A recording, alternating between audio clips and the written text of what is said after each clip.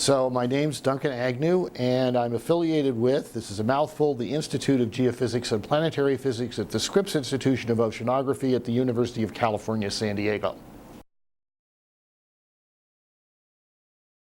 Well, I got started, if geodesy includes strain meters, I got started in geodesy in 1978, since for my PhD thesis I analyzed long-base laser strain meter data to understand the tidal deformation of the Earth. Fairly soon after that, in 1981, we were looking for funding from the new NASA Space Geodesy program, and I was funded through them. And so that involved, they made the measurements, we did the interpretation. And it was at a NASA meeting in Maryland that I learned that a group of people from Caltech and UCLA were planning to do measurements with something called GPS, which I'd heard of. In California, I was interested in understanding the deformation offshore of San Diego. And so we joined together, to some extent a shotgun marriage by NSF. But I collaborated with Brad Hager, then at Caltech, to make GPS measurements offshore. And we started doing that in December of 1986 with equipment from UNAVCO and a bunch of other people. Those were the days when the receivers had to be cadged from basically all over the country just to have enough to do anything.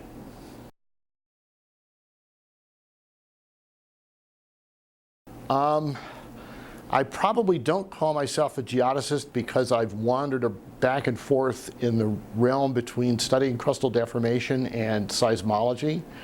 And if I say geodesist, normally no one knows what that is. So I normally say seismologist or geophysicist. But I could consider myself a geodesist in the sense that the area of geodesy has been interesting to me actually since long before I started doing it professionally.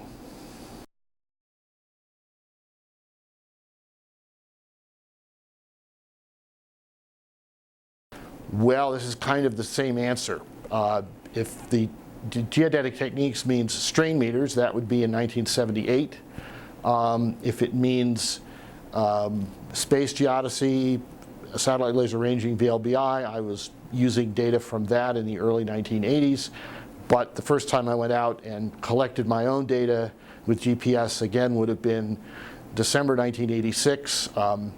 That was an interesting time to be doing GPS because, among other things, the satellite configuration was such that in December, the best constellation was in the middle of the night. So initial GPS measurements consisted of staying up most of the night, and it was always really cold. And I've kept doing field work in GPS for a while.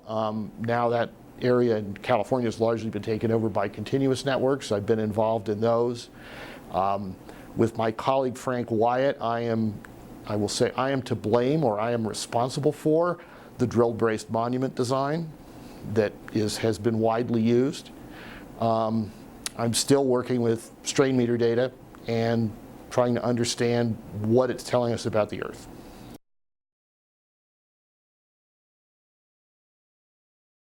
I used TI 4100s. They were heavy. The batteries for them were heavier still. They had the virtue of the fact that they needed a lot of batteries was they needed a lot of power. And there was this spot on the side of the receiver where the 100 watts was being dissipated. And if you were sitting in the back of a truck on a cold night, you could warm your hands that way. So that was useful. Other than that, there was a lot of fiddling with cassette tapes, loading the program into the system from a cassette tape and then putting another tape on, hoping that it would all work.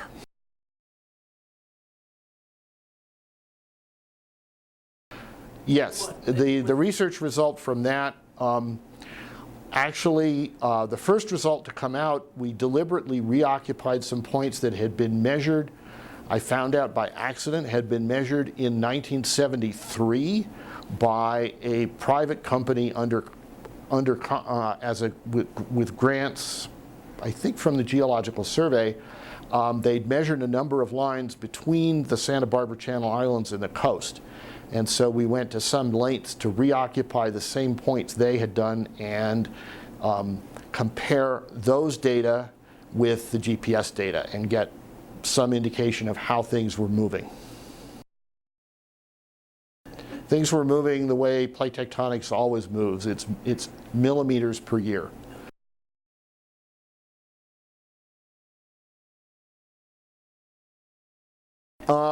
Then it was trying to elucidate the pattern of deformation in California. We knew about the faults. There were measurements, thanks to the Geological Survey, there were measurements right on the San Andreas and San Jacinto fault zone, but there were these unknown areas such as offshore. That's been a constant theme. I spent a good deal of effort over the last more than 10 years assembling all the data that was collected by all the different groups in Southern California, and with people from MIT and UCLA reprocessing it to come up with a velocity field for Southern California. So that's helping to determine the spatial distribution of motion, which feeds into the earthquake rate of earthquakes, which feeds into the earthquake hazard problem. With the laser strain meters, it's a matter of looking for unusual time variations that may indicate some kind of earthquake-related or aseismic motion.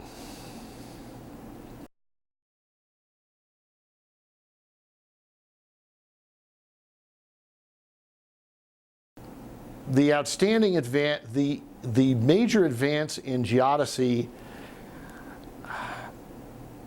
the surprising advance from geodesy was the slow slip event, which turned out to be slow slip and tremor.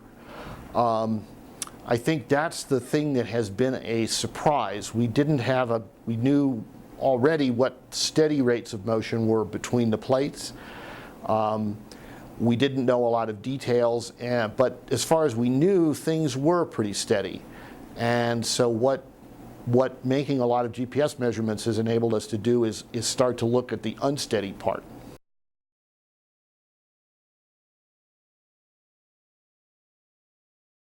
My explanation would be that slow slip means that we know that the plates are moving at a very steady, very slow rate. Slow slip is that on fault zones we see times when there seems to be faster slip and then slower slip. We call it a slow slip event because it's slow relative to earthquakes. So if it was a slip that occurred over a few seconds, it would radiate seismic waves and we'd call it an earthquake. Since it occurs over periods of hours to days, we call it slow slip because it's only detectable geodetically. We can't see it with seismograms.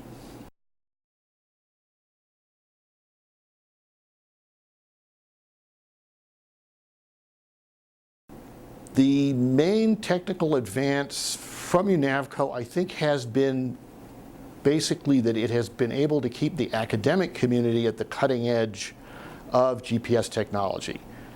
It's provided us with a place where somebody tests new GPS receivers, evaluates what they are, makes them available. It's not my field, but I suppose I would also say a major technical advance that I've sort of watched from the sidelines is the ability to actually make GPS measurements in really difficult environments such as Antarctica.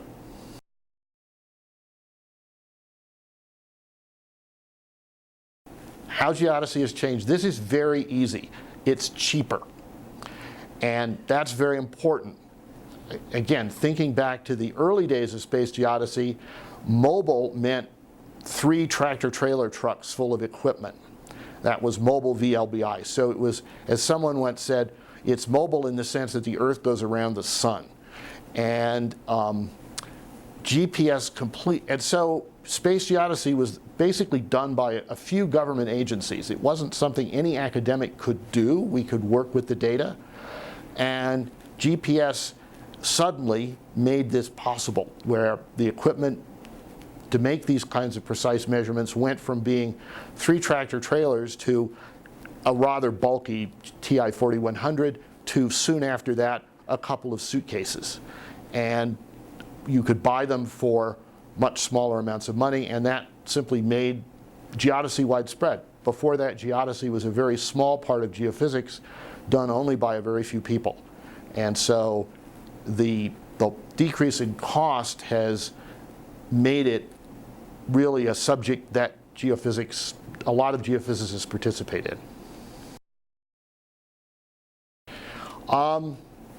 It's been interesting over the years watching UNAVCO itself grow up.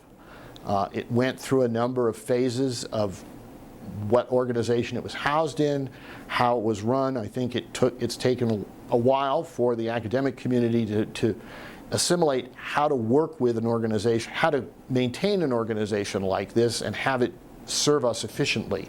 I think we now are in a very good position, but I have to say it did take a little while to get there.